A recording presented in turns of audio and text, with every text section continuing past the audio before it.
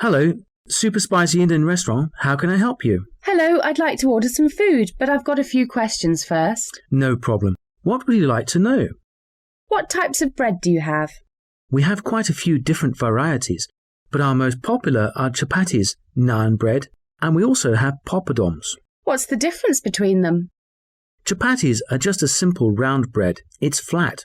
It's baked in an oven. If you want something that is similar but not quite as simple, naan bread is slightly spicy. What about the poppadoms? They're very thin and crispy, fried in hot oil. I suppose they're more like crisps than bread. Thanks for that. What type of curry have you got? We've got dozens of types of curries, and not all of them are actually Indian. If you don't like spicy curry, chicken korma is a good one. It's a mild curry with chicken and coconut. The sauce is delicious. Our Rogan Josh is quite spicy. It's a lamb curry. Do you like lamb? I love lamb. For our next curry, we've taken the recipe from Thailand. Our Thai seafood curry is really popular. It's quite unusual, and it's got prawns, fish, and potatoes in it. I know potatoes aren't seafood, but they taste wonderful with the fish and prawns. Some of my friends are vegetarian. Do you have any vegetarian dishes? You might like to try our tofu and vegetable curry. That's tofu and vegetables served in a spicy sauce. You could have some bhajis with that. What's a bhaji? Oh, that's vegetables coated in flour and fried in oil. Our bhajis are pretty spicy, actually very spicy. We also do soft drinks. Do you deliver, or do I have to come to collect? Yes, we deliver. If you live within a radius of 3 miles, delivery is free for orders over £10. You can come and eat at the restaurant if you like. Thanks very much. I'll speak to my friends and I'll call you back in a few minutes. Thanks for calling. Goodbye.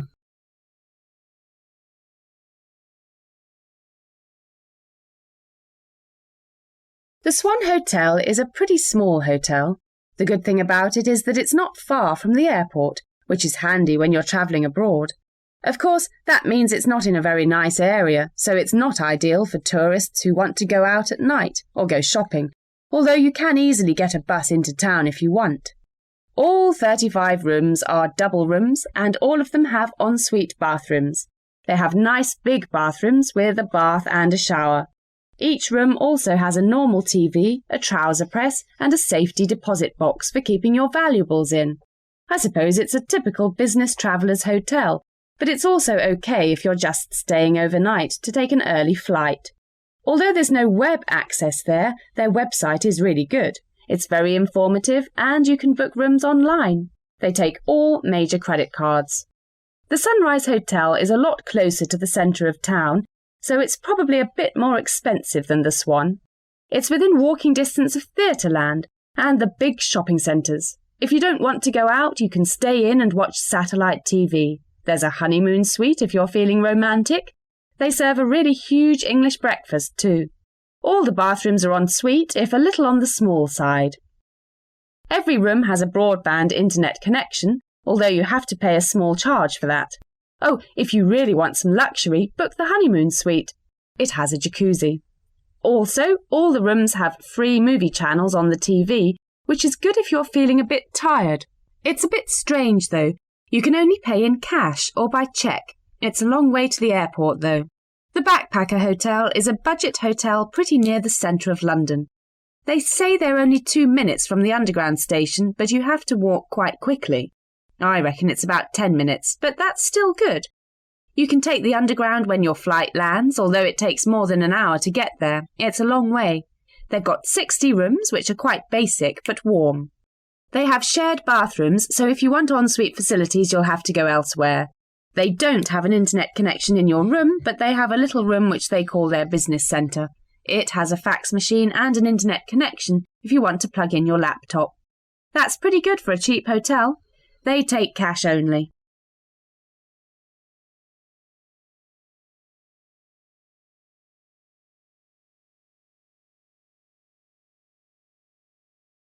Now, listen to the conversation. Good morning. Can I help you? Yes, good morning. We'd like to book a holiday for July, please. Certainly. Where did you have in mind? Oh, well, we haven't thought a lot about it, really. We'd just like to go somewhere hot, you know, and it must be in July. I see. Well, let's get the dates cleared up first, then we can see about availability. What part of July were you thinking of? Ah, well, you see, we have slightly different holidays. I've got the whole month except for the last 4 days, so I could go from the 1st to the 27th. But my friend here doesn't start until the 7th, so I suppose it will have to be in the middle 2 weeks, really. Yes, but I've got to be back by the 24th. OK. Now, let's find a destination. Any preferences? Spain, Greece, Portugal?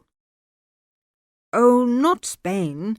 We went there last year and it was absolutely packed with teenagers making noise and getting drunk all the time.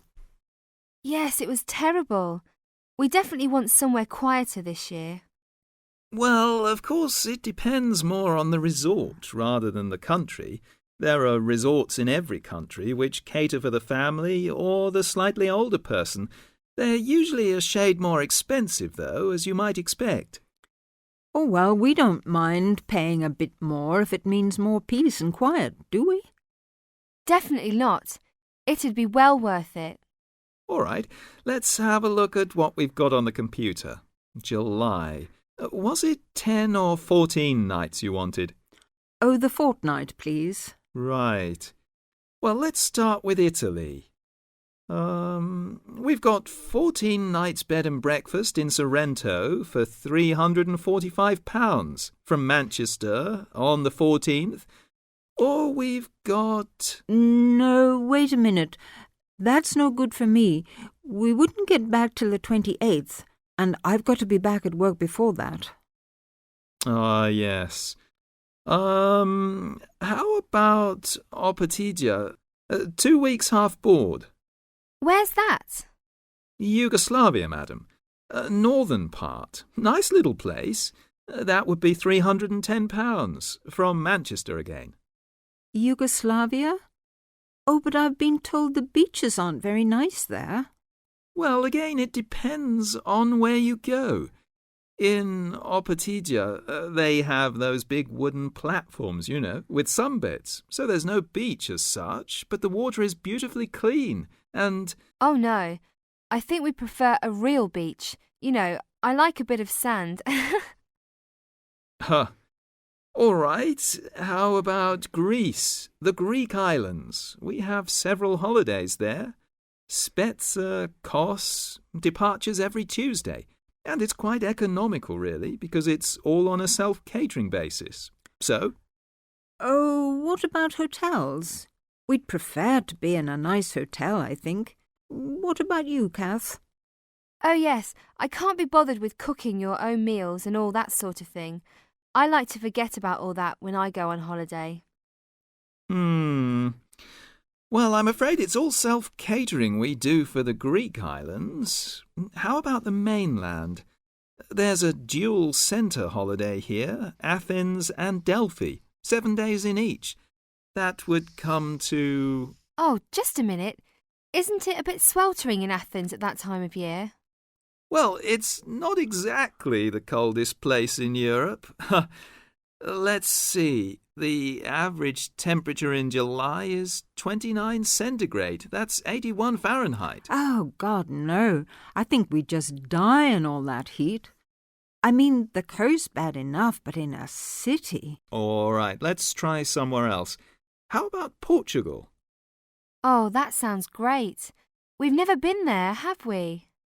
Let's see now. We've got 14 nights in Albufeira, half board from Gatwick for £385.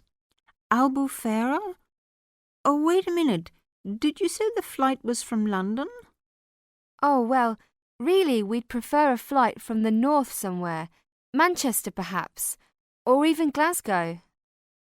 Right. There's a 12-night holiday in Lagos, that's near Albufeira, from Manchester on the 11th, for £455. Oh, that's a bit pricey, isn't it? Why is it so much more than the other one? Well, madam, there's a surcharge for the airport, and it's a 5-star hotel. Oh, well, it's a bit over our budget, really. The trouble with a long weekend in Wales is that a long weekend is too short. There just isn't enough weekend for what Wales has to offer. Take the Welsh coastline. Whichever way you like your sand, you'll find it in Wales. For the active, there are surfing beaches all round the coast. At Marlow Sands, at Aberdaron, and particularly at Rhossili Beach on the Gower Peninsula, which offers some of the best surf in Europe. Sailing, too, is widely available with yachting centres such as Tenby in the south, Aberdyfi in mid-Wales, and Abersoch on the Len Peninsula in the north. There are big open beaches and there are small secluded bays and coves. The 6 miles of Pendine Sands, for instance, in Carmarthen Bay, are so long and wide that they are frequently used for different kinds of racing events. While Llandwyn Bay, on a southern corner of Anglesey, offers 4 miles of sand and dune and countless vantages for the spectacular view across the bay to Snowdonia. Barrafundle Bay in the Pembrokeshire National Park is as secluded as they come, and like Munt, a golden sandy beach trapped in a tiny sheltered cove at the southern end of Cardigan Bay, basks in tranquility. And of course, there are many old fishing villages, Llangrannog and Barmouth among them, whose charm has increased as the fleets of ships have declined. These days, you see, the fishing in Wales is much more for pleasure than profit. For sea fishermen, rivers like the Dee and the Usk provide some of the most available salmon fishing in the UK. Is it any wonder that Wales lures fishermen in droves? And is it any wonder that there are hundreds of cosy lake and riverside inns to accommodate them? Wales is teeming with interesting places to stay and interesting things to do.